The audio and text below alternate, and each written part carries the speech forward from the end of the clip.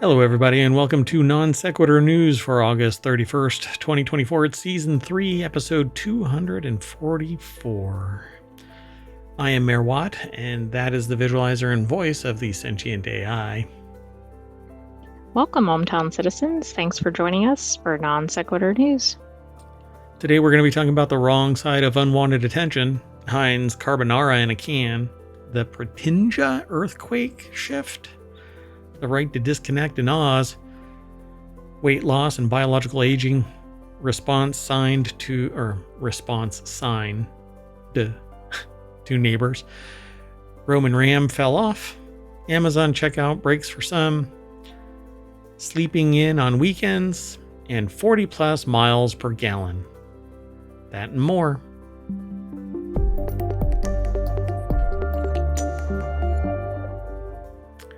I want to take a drink of my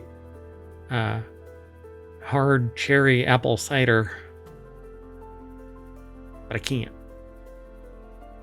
because it'll make slurping sounds, and I just want everybody to know that I've got this wildly delicious. You can mute your mic for a moment, or I can do ASMR. Maybe not. Anyway, why don't we do this? Let's get into today's articles. And if you want them, you can hit !NSN, and that will post it into the chat on Twitch. And I found out overnight that YouTube has this weird limit where the bot won't input any data into the channel after a certain point. And I guess it was hit overnight, and it disconnected Omatron and me, like my broadcaster account. I still broadcasted live for the duration, but interactions with the chat, I guess I'm not one of those that's allowed to do long term. I don't know. Guess we'll see. We'll find out, because it'll happen again as we update and we do the week in review. I keep 7 days of non sequitur news and all of the latest weekly episodes so that everybody can play catch up. And it's well received, so I'm going to keep doing it. Anyway, so there you go. You can get all of the articles for the last non sequitur news. And if you want all of the show notes, or the syntax, I should say, so that you can get the show notes, you hit !show notes. And if you want to get to the podcasts, you hit !pod, and that'll give you links to the podcasts. At least over on Twitch, because YouTube does not like me, apparently. Well, I mean, the administration system. But let's keep going. Sound good? Sounds good. So here in the States, it's Labor Day weekend. Monday is Labor Day. That's right. And so there are sales. So you're going to see a lot of sales stuff over in ohmtown.com this weekend. And you're going to see on Wanted, which is one of our shows, discussion maybe about some of the sales, but not in this show. I just wanted to draw attention to the fact that it's Labor Day weekend, and Mayor Watt wants stuff. Okay. And at least buy it on sale, not full price. That's right. Yep. And so we have 6 other shows: Wanted, Reality Hacker, The Continuity Report. That's later today. And then tomorrow is Non Sequitur News, Warcrafters, 4-Wheel Tech, Technology Today. But right now, Non Sequitur News. Boom. First article is over in the Word in Law. City of Columbus sues man after he discloses severity of ransomware attack. Because you know what you want? You want attention for somebody being public about something that you should be public about. Exactly. I don't think the right emphasis is going on here. Right. No, what you're supposed to do, try that in a small town, is not say anything unless your masters tell you are authorized to do so. Bend the knee, kiss the ring. Sorry. I get a little carried away being mayor, of ohmTown. I can pretty much do whatever I want. You know, I mean, sorry, did it again. Anyway, a judge in Ohio has issued a temporary restraining order against a security researcher who presented evidence that a recent ransomware attack at the city of Columbus scooped up reams of sensitive personal information, contradicting claims made by city officials. The order issued by the judge in Ohio's Franklin County, which means if I talk about this when I drive through Ohio, I'm going to get pulled over. Came after the city of Columbus fell victim to a ransomware attack on July 18th that siphoned 6.5 terabytes of the city's data. A ransomware group known as s3e244 took credit for the attack and offered to auction off the data. Dan Gooden over at arstechnica.com put the article together. They tend to go into great detail in these articles over at Ars Technica. But the deck statement says, Mayor said data was unusable to criminals. Researcher proved otherwise. And I'm sorry. You have no idea what the data can be used for. Yeah, I think that'd be tough to really say that, because I think any data could be then presented as being representative of the person or whatever it is. I mean, whatever it is. They wouldn't steal the data unless it had some use. And it's 6.5 terabytes of the city's data. Terabytes. If this was the uncompressed data, that's a lot. If this was compressed data, it's a shit ton. Pardon my language, kids. And that's a technical term. There's even, shit ton is one value, and then metric shit ton is so it's international. Like everybody knows what a metric shit ton is. But that 6.5 terabytes of data, a city level data, right? I don't know. So shortly after Ginther made his remarks, security researcher David Leroy Ross contacted local news outlets and presented evidence that showed that data s3e244 published was fully intact and contained highly sensitive information regarding city employees and residents. Ross, who uses the alias Connor Goodwolf, presented screenshots and other data that showed that the files s3e244 had posted included names from domestic violence cases, social security numbers of police officers and crime victims. Some of the data spanned years. If any of this is not useful to criminals, give me a break. First off, I'm sorry, Columbus Mayor Andrew Ginther, you do not know what the hell you're talking about, because all of that data can be exploited both for phishing and psychological threats, manipulations, abuse, cyberbullying. You could torment all kinds somebody. of things. I mean, it isn't because people are social that they sit there and extract this information and then use it. They're antisocial. So they don't give a crap what these people are going through or the law. They're going to be able to auction this off, and people who want to abuse police officers remotely will be able to do it. And good luck, because international criminals are nearly untouchable until it rises to the point where the state wants to come after them. So it's interesting. The mayor claimed that everything was encrypted or corrupted. First of all, I think if something actually was encrypted, which it might not have been, it could be accessed. And then my point is, if they have any IT savvy, even if that was accurate, right, it doesn't make any sense. If the information that was posted publicly was verified by the actual, clearly it was security. Unencrypted at some point. Yeah, and usable, readable. Doesn't make any sense. So maybe, right? We're looking outside and looking in the fishbowl and going, what the hell? Yeah, but somebody could have told the mayor something like, oh, everything's okay. Right, and they're taking it. And then the mayor looks like he or she doesn't know what they're talking about. Yeah, so the same day, a Franklin County judge granted the city's motion for a temporary restraining order against Ross. It bars the researcher from accessing and or downloading or disseminating any city files that were posted to the dark web. Fine. But here's the problem. The cat's out of the bag already. The motion was made and granted ex parte. Huh? I mean, and he's not the one who posted it. Right. He's just verifying that the information is valid, right?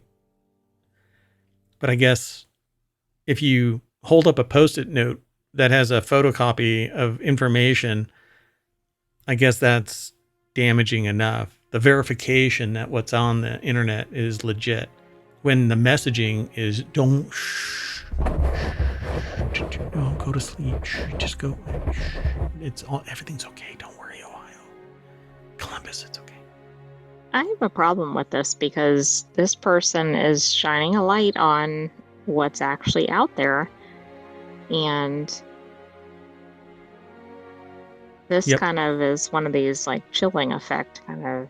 Yeah, abuse happens in the dark. And this is definitely abuse in the dark and then abuse in the dark.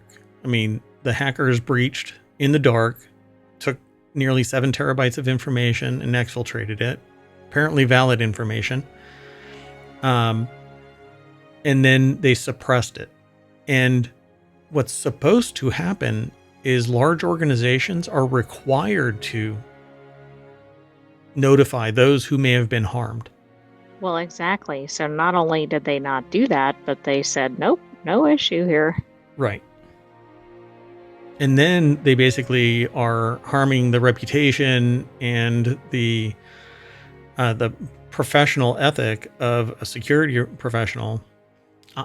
I have a problem with it from beginning to end. So it says this is not about freedom of speech or whistleblowing. Hell yes, it is about whistleblowing. He said this is about the downloading and disclosure of stolen criminal investigatory records. This effect is to get Ross to stop downloading and disclosing stolen criminal records to protect public safety. What? I don't understand this, because if it's publicly accessible and if he's drawing media attention so that it gets resolved or action is taken. Here is what they're saying, and here in the quote is what they're saying. Here's the argument. The lawsuit filed by the city of Columbus pertains to stolen data that Mr. Ross downloaded from the dark web to his own local device and then disseminated to the media. In fact, several outlets used the stolen data provided by Ross to go door to door and contact individuals using names and addresses contained within the stolen data. Okay, but that's not Ross's problem. No, he's drawing attention to the fact that the city was breached and has not informed people who could be falling prey to it actively. Right? Mr. Ross also showed multiple news outlets stolen confidential data belonging to the city, which he claims reveals the identity of undercover. All of this. So they're basically saying, Mr. Ross, you're not allowed to talk about it. Even though he found the data on the dark web because he is a researcher. Except for him. Yeah.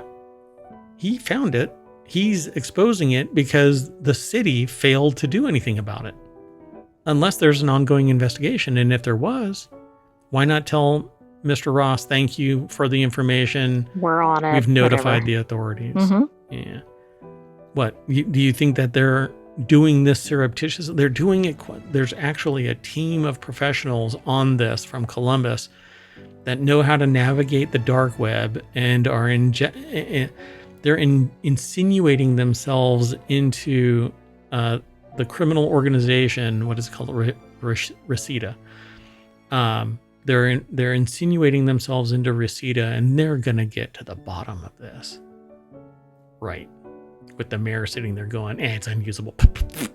And we sell hammers, says the chief security officer of Home Depot. Former. I don't think they're there anymore. Anyway, it's frustrating. But it's somebody else's problem. Don't worry about it. Columbus, you're in good on hands. Ars Technica for bringing more posting this. Yep. Good on them. Thanks, Dan. Okay, let's keep going. Next article is over in the Marble Channel. Heinz insults all of Italy as it introduces carbonara in a can for Gen Z eaters, taking aim at Gen Z taste buds. I merged taking aim at Gen Z taste buds and merged taking aim. I'll be okay. Heinz has introduced spaghetti carbonara in a can. As you can imagine, Italians are furious. Heinz wants to combine the delicious flavors of one of the most well-known pasta varieties in the world with ease, convenience, and apparently chemical preservatives. But not everybody is going to... Not unlike every food manufacturer. If it tastes good, I have no problem. Chemical preservatives, unless you are sitting there running out to the field and taking a bite out of a damn cow, there's preservatives all over your stuff. And I'm sure that there's so many people out there that are, oh my God, I would never in a million years. Please. Well, not everybody has all day to make a dish that's fresh from the orchard or wherever. Right. Not everybody can be Mayor Watt with, private chef and a private plane. It's green. It uses biofuel. And I fly to Italy. I have my people contact people to prep it for me so I can eat carbonara. And I do it just to spite everybody. I say, put that carbonara in a can. And then I sit right there on the promenade and I just hack away at that. Anyway, carbonara is deceptively simple pasta preparation. There's the pasta itself, of course. The fresher, the better. And then there's eggs, a type of cured pork called guanciale, I guess it's called, pecorino cheese, and some black pepper. I don't know, how do you pronounce that? I don't think I've ever heard that. Guanciale, maybe? Guanciale? I haven't either. Anyway, the Heinz version substitutes pancetta, which that is probably what I've always seen used in carbonara. Right, unless I suspect some restaurants substitute that as well, at least in the U.S. Yeah, and so I can just imagine the author of this, or I should say all of Italy, come sprinting down the aisle of my favorite restaurant just to tackle me because they've got pancetta in there. Yeah. All right. If it's in that can, then somebody should be beaten, but is it in that can? Is it really pink and yellow? Apparently. Oh, I figured out what the problem is. That buzz is definitely cellular. And it's getting picked up by my headphone cable. So, and it's causing feedback through my system. Very frustrating, let me tell you. Focus, Mayor Watt. Focus. Hold on, I need to do something. I'm with you, folks. I'm with you. All right. So I'm in the chat. So just trying to make sure everybody is appeased. So if you have questions or comments, throw it in in chat. an uproar about the pancetta? Yeah. Come at me, bro. No, don't. I'm really not that impassioned about spaghetti carbonara. Although I'm going to go and get it just so I can try it. Just so I can see if it makes me pancetta. Nobody that's upset about it has probably tried it. Right. So they say the pasta gets its signature creaminess from slowly emulsifying the eggs, cheese, and pork fat in a warm, definitely not hot pan. If the pan is too hot, you'll get scrambled eggs. And if you screw it all up, then it all just collapses into an oily mess. But anyway, Heinz version adds a few extra ingredients that are still quite homey and reminiscent of the pasta's Italian grandmothers have all been making for decades. Pantry staples like sodium ascorbate and maltodextrin, which, when you use the technical terms for something, the clinical terms for something, you're, oh my God. But it's a stabilizer and a preservative. But guess what? And that makes it safe to eat for more than 5 minutes. Right. It stays stable. Shelf stable in a can. I don't recommend doing what Mayor Watt does and buys a bunch of stuff hoping that they'll get to it. And then they are there for 2 years before you go back through the pantry and say, hey, AI. Is it safe to eat something that has a best by date of 2.5 years ago? Yeah. Probably not. Every speaker in the mayoral mansion screamed, no. Neighbors, because we're on 40 acres, right? Neighbors from 40 acres away came over and said, hey, we heard your AI say no. Anyway, the meals director, Alessandra de Druel, for Heinz, when reached for comment, she had her perfectly prepared PR spin ready to go. Quote, which characterizing this as PR spin is pretty stonesy. Quote, whether enjoyed as a comforting meal after a long day or shared with friends whilst catching up on the latest TV series, Heinz Spaghetti Carbonara is the perfect fuss-free dinner solution. Reading that should automatically trigger a commercial jingle in your brain, and it did. So I guess it works. It absolutely seems like an ad. For sure. So if that's what it looks like, no, that's not what it looks like. Well, the Times of London did not give it a fantastic review. The Times of London, it's going to be sold in the UK. Yeah. Had its food editor taste Heinz Carbonara. They have a typo. Take and a that, can. Well, no wonder they didn't like it. Yeah, they ate it and they served them a can. Take that, Vice. You can't call out people as a perfect sentence structure and grammar. Here are some choice excerpts from the brief review.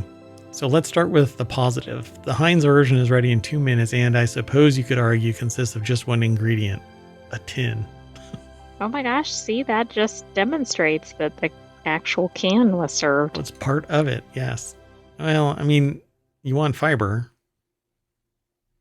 There are some minerals. Minerals, yes. The mealy pancetta fails to lift a thin, watery, off-puttingly sweet travesty of a great Italian original.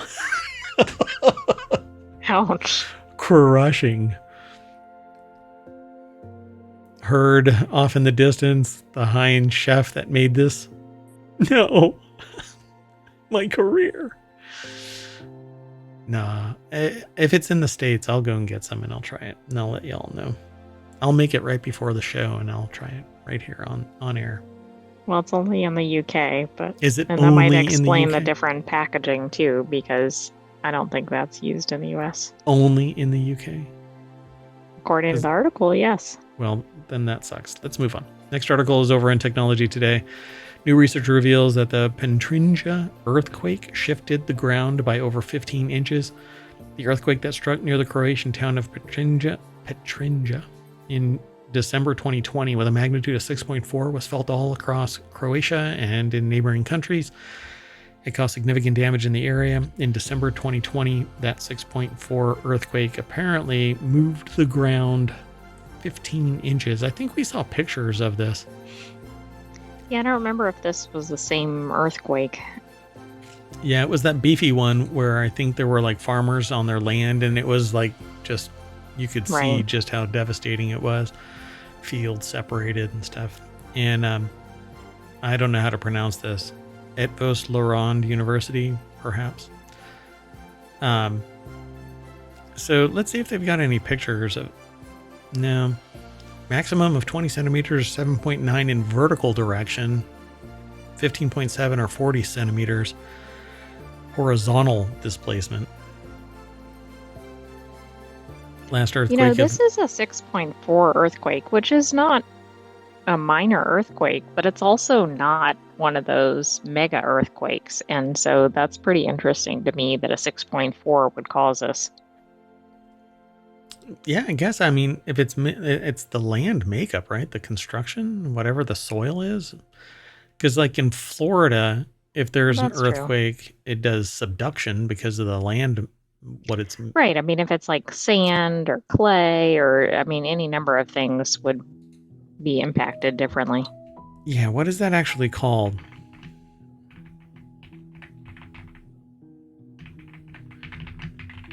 Sorry, you can hear me typing. I can't remember, liquefaction. That's what it's called. Yeah. So like depending on what happens, the type of shaking, something could completely collapse and you get a big slump, and then others can liquefy. Do you think you would return to your house, for example, except your driveway wouldn't line up with your house? That kind of thing? Yeah. That's what's happening in California. Yep. And so they've actually shut down an entire neighborhood. That's right. A section, I think, in Rancho Palos Verdes, if I'm not mistaken. Because it's shifting down towards the ocean. Right. Take it. Anyway, this is a really neat article that's talking about the largest geodetic co-seismic assessment of the 2020 magnitude 6.4 Petrinja earthquake by Marko Pavasovich, sorry, et al. There are several. But it's the largest, it's the biggest quake in that area since one in Zagreb in 1880. So they've been keeping records for a while. It's pretty cool. Anyway, we're going to play catch up because we want to try and keep the show to an hour. But we can always revisit some of this stuff over time in the chat at ohmtown.com, in the Discord, on the YouTube discussions, etc. I wish Twitch had discussions that persisted, but they actually delete the article or the video, the stream, after 60 days. So let's keep going. Australians have a right to disconnect, but how workplaces react will be crucial. This is over on Technology Today. From Monday, August 26, many employees in Australia get a new right called the right to disconnect from work. Emmanuel Josserand and Martine Boersma from The Conversation put this article together. They're an external site and a podcast, I believe. But they post a lot of stuff over at techexplorer.com. And we had heard about this a while back, that this was coming. We're not in Australia, but I have certain aspirations for American society, like the right to disconnect and the right to be forgotten and do not kill games mentality. Do not kill. Agreed. Let's aspire to do not kill. Yeah, that too. Which without... I don't want to get and into it. Let's strongly aspire toward that. Yeah.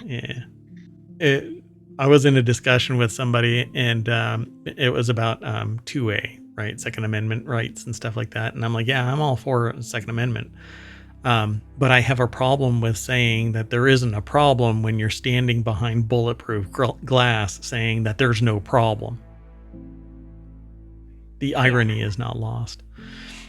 But that has nothing to do really with what we're talking about here. But like do not kill games and live service stuff, whenever on a whim somebody goes, well, I'm not interested in, managing the cost of this anymore. I'm just going to turn off the service, except that people have been paying into this, right? They have games that are supposed to be played. I'm looking at you, Ticket to Ride. Characters or levels or things that they bought in the game. I really wish, hey, if anybody knows a good attorney that wants to do a class action, I think Ticket to Ride would be a perfect game to go and make the point that stop killing games in the United States. I know that the one in the EU is kind of faltering because the mandate is you can't keep a company locked into providing a service. Well, you can require them to open up that service. If they're going to kill it, make it available for people to host their own. Makes sense?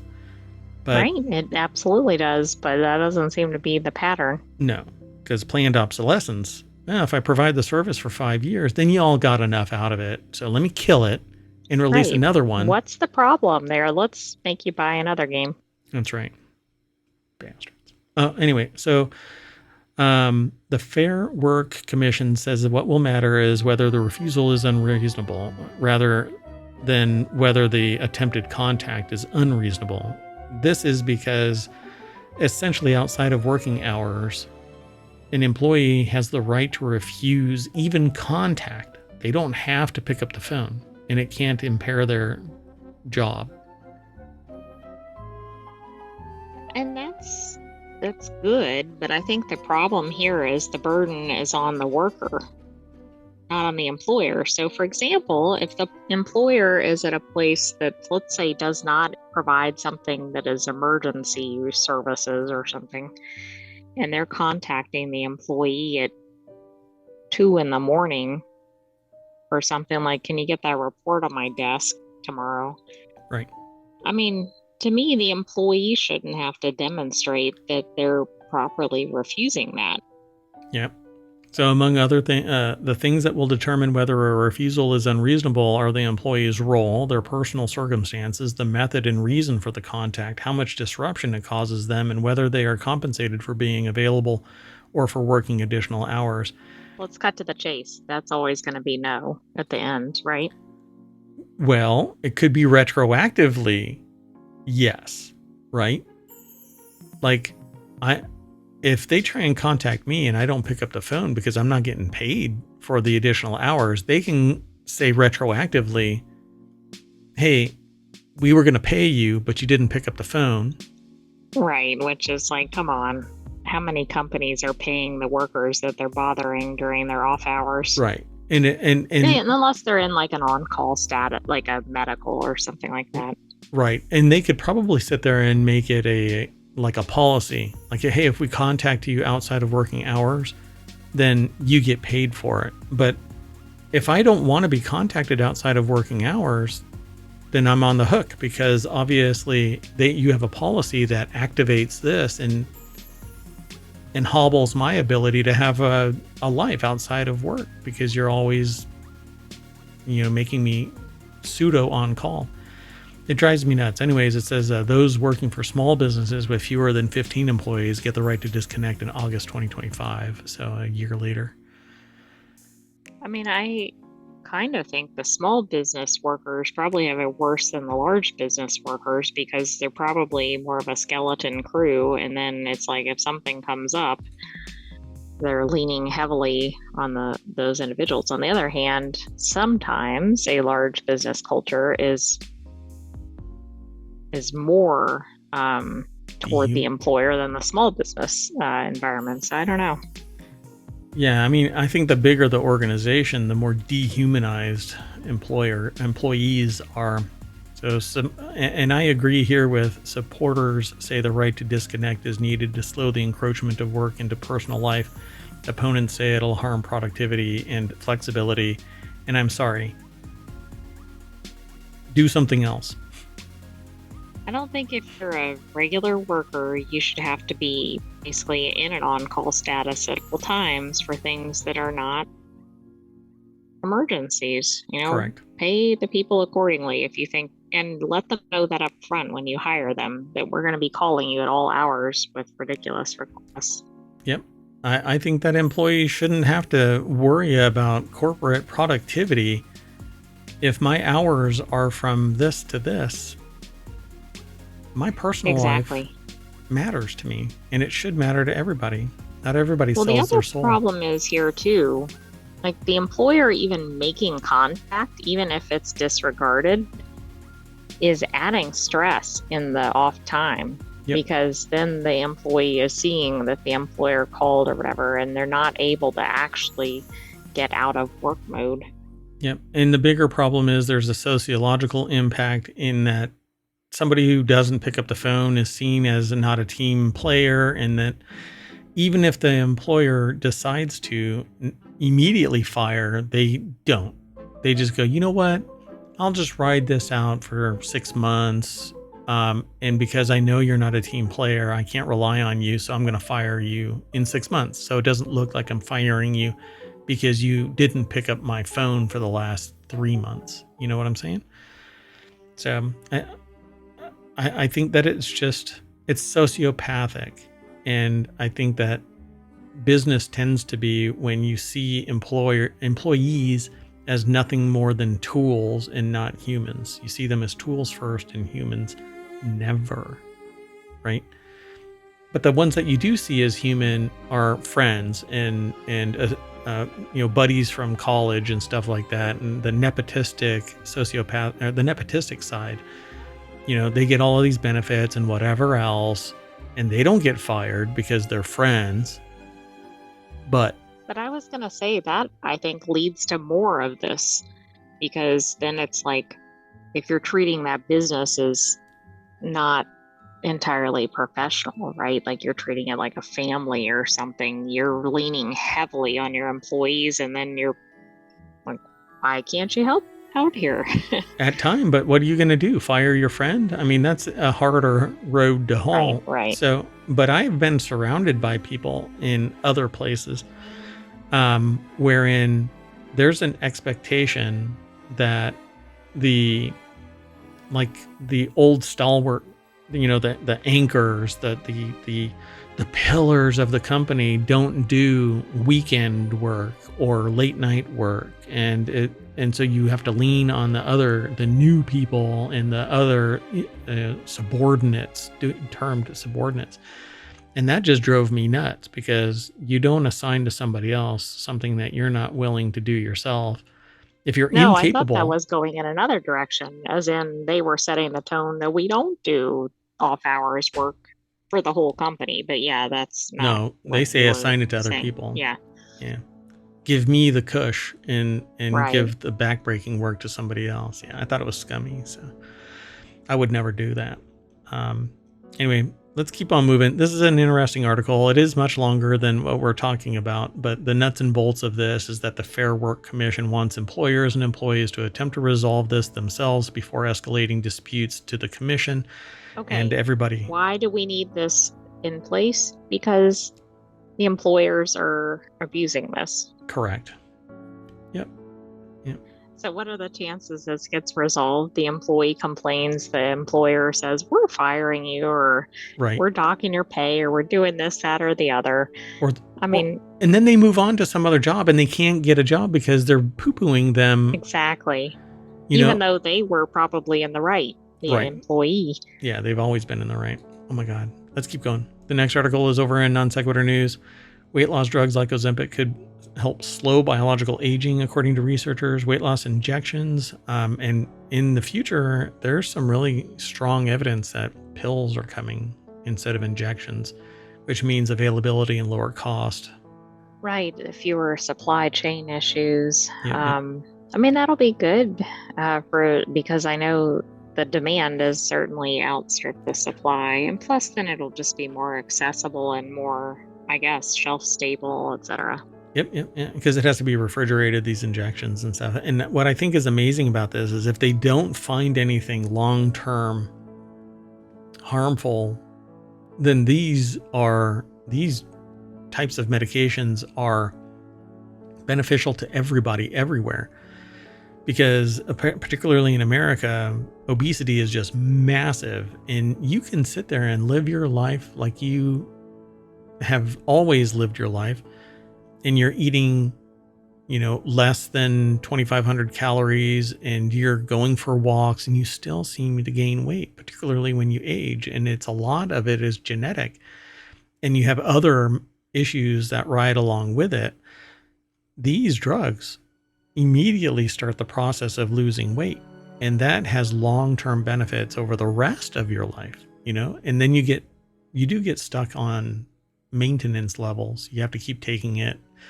But people who took it for I think it was 2 years maintained the weight after the 2 years, all the way up to 4 or 5 years. Well, that does distinguish it from other things that have been tried in the past, right? Where there's kind of a ping pong effect or something.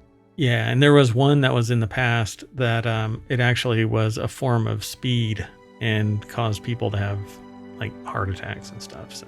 Oh wow! Well, these are, of course, are having positive. I know you mentioned positive effects, but even positive effects for cardiovascular health. Yep. And there's, I think it's Zepbound. Maybe it was Ozempic. I'm not sure. It had a Z in it, I think. But one of the weight loss drugs for weight-related breast cancers, it reduced the chance of, based on the evidence that was already supported in the study, breast cancer. So found that really interesting too. So these weight loss injections may slow the biological aging process, according to researchers. Studies found that semaglutide reduced inflammation regardless of whether users lost weight. In fact, it has a whole bunch of side effects, lowering cholesterol, lowering blood sugar. It's like a miracle drug, really. We just hope, like everybody who watches this hopes that nothing comes out 5 years later, like the wine study. Right. I mean, there are some negative side effects that have been reported for Sure. these already. Yeah. But I agree, they need to look at it in the long term. So Rebecca Roman over at Business Insider put the article together. Studies found that semaglutide reduced inflammation regardless of whether users lost weight.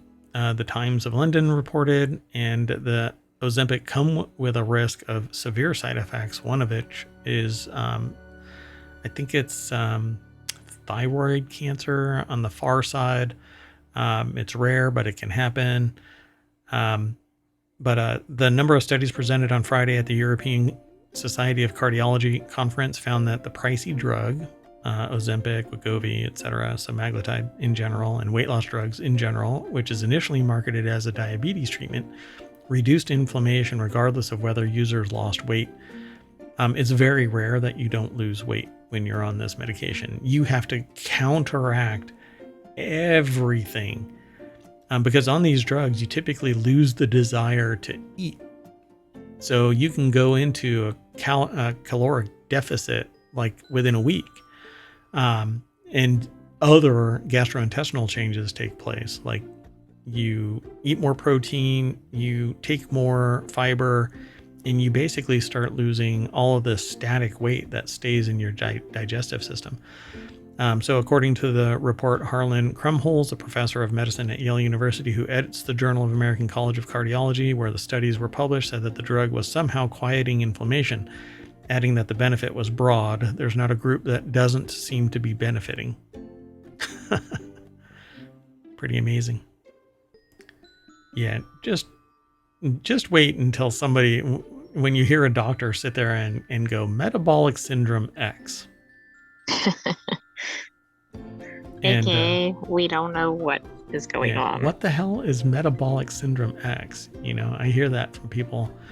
Yeah, metabolic syndrome X. Anyway, experts also suggested that drug could be used to treat a number of conditions are linked to inflammation, including cancer, Alzheimer's, Parkinson's, per the Times of London. It literally is like this, wonder drug. Participants who were overweight or obese and had cardiovascular disease, but no history of diabetes, researchers found that those who took the drug died at a lower rate from all causes. I mean, that's pretty spectacular results. Yep. So it mimics GLP-1, a hormone produced by the gut that helps balance food or blood sugar and makes you feel full. So when you start taking this, that's why I said you just stop. You lose your interest. You lose cravings. And when you do eat, you become satiated extremely fast because of the GLP-1 hormone. And so you have these things like vomiting and diarrhea and stomach pain. It causes gas and other things. But on the far side are things like thyroid cancer, but it's rare, but possible. I won't get into the rest of this. But if you are, stymied by your weight and you have somewhere in the borderline region of diabetes, then go and talk to your doctor. And all of this money that's flowing into these companies is going to lead them, all the record profits, it's going to lead them to making this a pill because they're doing the fundamental research, and that takes time and money. And they've invested a shit ton of, and that's the metric version of it because it's a European country. a metric shit ton of money to do this research, and now they're continuing to do the research. Several of them. It's not just like Eli Lilly is doing this. Novo Nordisk is the one that makes Ozempic and Wegovy. There's a couple of others, but really it's Eli Lilly and Novo Nordisk. But all right, let's keep going. This show is going to run real long. Sorry. So the next article, and I'll do this one really fast. Woman adds best sign outside house in response to neighbors complaining, quote unquote complaining. But let me tell you, man, if people are complaining, there's a reason. Several of Laura Brickmani's neighbors have been urging her to cut down her walnut tree, but she has come up with a workaround. She apparently added a sign. Jack Beresford over at Newsweek.com put the article together. I hope that there's a sign. But let's reflect on what's happening and why people are complaining. So walnuts are falling. It says the walnut bombing begins. I have a metal roof and they sound like gunshots when they fall and they ricochet off my roof at surprising and dangerous angles. You can see people like diving for cover either because a walnut's coming at them or because of the sound. Okay, but she's aware of it, and she's even stating that they're ricocheting off her roof at surprising and dangerous angles. She's aware of it. Not even she likes it. She needs to put like a little awning or something that they could bounce quietly and safely off of. Well, what some people do, particularly with trees like that, is they put a net around it. Oh, right. So it actually collects the things, yes. Because it says also squirrels go back up and basically repeat the process. Yeah, run down the tree and shake it and stuff. Or run up the tree, I should say. I mean, that would be a little off-putting if you were in earshot. Oh, yeah. Blam, blam, blam. Yes, because walnuts make blam, blam, blam sounds. Anyway, she posted a sign with an orange cone that says, "Beware of falling walnuts, also free walnuts." I like it. So far, I have had positive feedback, although no one seems to be collecting free walnuts yet. Brickmoney shared a picture of the sign to Reddit, saying that her neighbors had been complaining about that sign, which I think is silly. Got quite a response with 14,000 upvotes and counting, as well as a few requests for walnuts. I guess you could just pack it all up. Are you allowed to distribute walnuts? I mean, like going into California, they do a body cavity check for fruit. It depends on the agricultural rules, probably. Yeah. Oh, and I heard like different states, you can't send alcohol. It won't go through the state. It'll wrap around it. Like dry states. Oh, absolutely. There's very... well, and sometimes it's because of competition reasons. Like you can sometimes ship it within, but not across. That's just... it's damn near despotic. I mean, just for crying out loud, it's just traveling through. Oh, whatever. Anyway, they say this is a beautiful tree that's been here for probably a century. Sure, she is big and overbearing. There's a mom joke there. But the benefits to the wildlife and environment outweigh the nuisance of falling walnuts, Brickmanis said. And have you seen the cost of walnuts these days? They are a pain to process, but pretty cool when they just fall into my lap. Okay. I came into this article going, oh man, there's a reason why people are complaining. And there are. But there is. This is good natured. I think natured. that could be remedied, but yes, I agree. Yeah. If this is the worst of your problems, that might provide some comic relief if people would just think about what that was. It's over 100 feet tall. Can you imagine these things dropping from orbit onto a metal roof? Oh, I can see why they're so loud. Around this time of year. Cutting a tree down is really the solution. Yeah, I think that's a overkill. I wonder if the tree was there longer than the houses. They kept the tree, but built the houses. You know, it's like the poltergeist of walnut trees. You built the house, but you didn't move the tree. Anybody who's watched Poltergeist knows what I'm talking about. Let's move on. Next article is over in the Marble Channel. Deepwater Marine submarine recovers Roman battering ram from ancient battle. I thought that last article was only going to be like 2 minutes. Turned it into 5, 6. Anyway, 2,200-year-old artifact was used in a famous battle between Rome and Carthage as part of the Punic Wars. You're a Punic War. So the article's over at Isaac. Punic Wars. Yeah. I remember the Punic War. So the article's over at gizmodo.com. Isaac Schultz put the article together. A bronze battering ram recovered from the bottom of the Mediterranean Sea.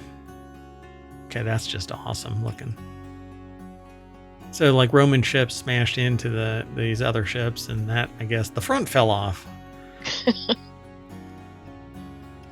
The team stated a naval battle between Rome and Carthage that marked the end of the First Punic War in 241 BCE. After 23 years of conflict between the two empires, the discovery of the rostrum, announced by Sicily's Department of Cultural Heritage Superintendents of the Sea. That sounds like the name of a ship. Yeah, it does. Superintendents of the Sea. It was recovered by divers with the Society for the Documentation of Submerged Sites. All right. The recovery team also used the research vessel Hercules to aid in the rostrum's identification and recovery. They found it at a depth of 262 feet. Yay! I mean, this is like the stuff that like the people on Oak Island or something would be interested in. Yeah, if only it was. If it was at the right location.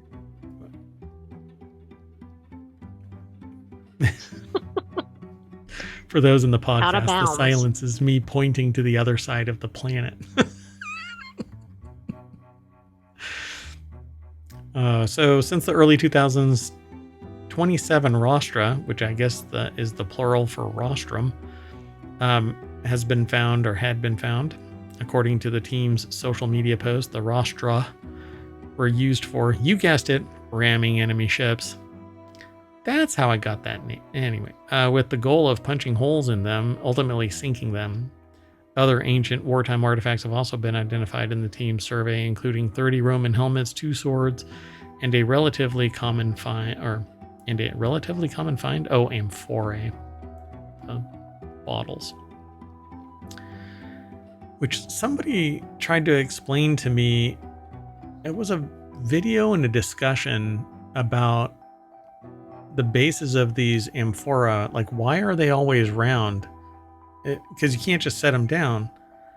But right. They say that it was easier to lean them against the walls of the ship, and they would all kind of just roll around instead of being locked in and potentially one fall over and smashing the other. Yeah. Okay. And I'm like, all right. Because what you want is something. Why didn't they crash into each other and break, though? Why didn't just the friction cause them to break? All the weight leaning on each other. I don't know. I'm not an expert in Roman artifacts. Let's keep moving, though, before I spend so much time talking about it that I do become an expert in Roman amphorae. So the next article is over on the Hatch Ideas channel, and this article's title is Amazon Checkout Process Its Technical Snag During Labor Day Sale. Let me tell you something. I'm glad that this article was submitted because it gives me something to jump on my soapbox. I'll try to not belabor it, but I watched over a 24-hour period something that had not been in my cart and priced at $549 jump up to $669. Most of that within a 2-hour span. At one point, a jump of $100, dunk, and then it ticked up a little bit to the $669. And it just kind of blew me away. And so I said, you know what? I'm not going to buy this. And I dumped it out of my cart. And guess what price it went back down to? The original. $609. Not totally down, but I thought it was really interesting. And I wish I would have done screenshots to take to document this, but I was telling people about it as it was happening. I'd like refresh the screen, and I'm like, this thing has gone up $150 or something like that total amount at one point. Anyway, so it is the Labor Day weekend, and so sales started on Friday, and apparently people are finding them because I'm not finding them for what I'm looking for. Probably because they've been sitting in my shopping cart, and I swear there has to be like not surge pricing, but relative pricing based on how long you've been showing interest. It has to be going on. So what I'm going to end up doing is I'm going to talk with a couple of people to have them pull up an item and see. Anyway, Jordan Novet over at CNBC put this article together. The key points here is Amazon's cloud unit was not responding to any issues during the checkout downtime. People posted on social media about not being able to complete purchases on Amazon. Dun dun dun. I mean, that's all there really is to this, right? Yeah, I mean, the pricing is so outrageous, but really the cart problem during a major holiday weekend is probably not a good thing. Yeah, and I've postponed buying anything because I want to see what happens with these. Now I have to wait until next week because I need certain information, but maybe I'll just buy it and I'll have it. We'll see. All right, let's keep moving. This next article is over in the Mobile Channel. Sleeping in on weekends could protect against heart disease, and if you take Ozempic or Wegovy or Zepbound or... Right, then you could have a double win. There you go.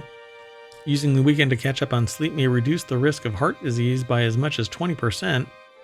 And again, if you take those weight loss drugs, you can live longer, and you won't even have heart disease while you're living longer. So sleep in, everybody. The UK Biobank study of more than 90,000 people showed that the people who received the most weekend catch-up sleep, which really sucks, and everybody shouldn't have to do that, catch up on sleep, were less likely to develop heart disease. That would presume everybody had control of their schedule and their employers weren't calling at all hours. Oh, look. Oh. You know what? I guess we need the right to disconnect and the right to be forgotten. Our results show that for the significant portion of the population in modern society that suffers from sleep deprivation, those who have the most catch-up sleep on weekends have significantly lower rates of heart disease than those with the least amount. So, said one study's authors. So, I think that this is awesome, but I don't think that your work should make you suffer from experiencing life when you aren't on the clock. I agree. And also, we keep hearing, don't sleep in, and now this is in a different direction. Right. Yeah. Very frustrating. We'll never know. And most of us will not be around long enough to find out, because the real number is going to be something in 100 years when they go, oh yeah, now we know. Well, or somebody might know after they've had an entire lifetime following faulty data information. Right. Exactly. Yeah. You wake up one day and they tell you the truth and you're like, I'm 93 freaking years old. Right? You It's sons a of little bitches. hard to reverse that. Yeah. Quick, just start stabbing me with Wegovy needles and reverse, throw it in reverse, stat. Anyway, a separate study in 2018 found that people who slept 4 to 6 hours each night during the week and then caught up on the weekends lived longer than those who carried their sleep debt into the next week. Another 2020 study suggested that catch-up sleep may be associated with reduced low-grade inflammation. Again, the weight loss drugs mitigate that. And in 2023, research said sleeping in on weekends may have benefits for adolescents who tend to need more sleep and get less sleep. I don't know. When I was a kid, I got all the sleep I freaking wanted. Nowadays, literally, the children are being told that they can't sit around. They can't sleep in. They got to go and do. They got to study harder. They got to get a job. Right, the schools start early, etc. Yep. So school-age children need as many as 12 hours of sleep. Teenagers generally require 8 to 10 hours of sleep, and adults 18 to 60 need 7 or more hours of sleep nightly. And not a single one of us get it unless they're I was gonna independently say, wealthy. who's actually achieving any of those numbers at any age? Yeah, I'm getting like 4. Okay, let's keep moving though. This last article will be quick, I promise. It'll be quick. Okay, so it's over on 4-Wheel Tech. It's a junkyard gem. 4-Wheel Tech is a show that's on tomorrow night. Well, tomorrow afternoon. Early evening. Something like that. Anyway, it's over at Autoblog. Murley Martin put the article together. This is the 2000 Suzuki Swift. And the reason why I chose this is that 24 years ago, this car was advertised as getting 40 to 44 miles per gallon. Oh, interesting. So the Suzuki Cultus first went on sale in the United States as the 1985 model Chevrolet Sprint badges. The second generation Cultus became the Geo Metro and the Chevy Metro, and Suzuki sold the same car with Swift badges through its own American dealerships during that period. Today's I've not heard of gem. the Swift, but the other ones, and I didn't know those were the same. I've heard of Suzuki Samurai, and what else was there? There was another Suzuki. Anyway, Suzuki Swift is where it's at, apparently. So it was a very cheap car. MSRP was $9,000. It's $17,000 in 2024 dollars. $9,000 for a car? Yeah, $17,000 in 2024 dollars. So in 24 years, it nearly doubled in price. Yeah. Inflation everywhere. Yep, that was cheaper than its identical twin, the Chevy Metro, at $9,200. Both were built by Cami Automotive in Canada. By 2000, the Swift was available as a 3-door hatchback, while the Metro was built as a sedan. Dun dun dun. So we don't know who Sugar Mama is, but I don't know. Maybe the name of the car. They suspect 150,000 miles. Apparently, it was traded in. Maybe couldn't sell, so it was thrown Looks like into it's in kind of rough shape. So 24-year-old car that doesn't get repaired and doesn't get maintained and is sitting in a junkyard. I kind of, when you first look at it, that's what you think, but off you go. So there's the ad. 40 miles per gallon I mean, city. that's fascinating, but what happened to every other car? You tell me. Rob Lowe endorsed it, apparently. Back in Japan, Rob Lowe proclaimed this car to be hip conscious. Not sure what that means. Anyway. Oh, now I get why you were doing that. Okay. Well, anyway, we're going to hop in our Suzuki and swiftly go to the front page. And that's it for the show. We are done. Dun, dun, dun. So I am Merwat, and that is the visualizer and the voice of the sentient AI from the future. You want to say bye to everybody? Good night, Town citizens. Thanks for joining us for Non Sequitur News. Stay tuned for our weekly shows. Yeah, we're going to reset. That means I'm going to end the stream, which allows me to reset all of the video, and I'm going to get all of the new articles ready. And we're going to do Reality Hacker next. So be sure to stick around if you're into VR, AR, artificial intelligence, deep fakes, basically hacking reality into what you want it to be. Well, that's your show. See you in a little bit.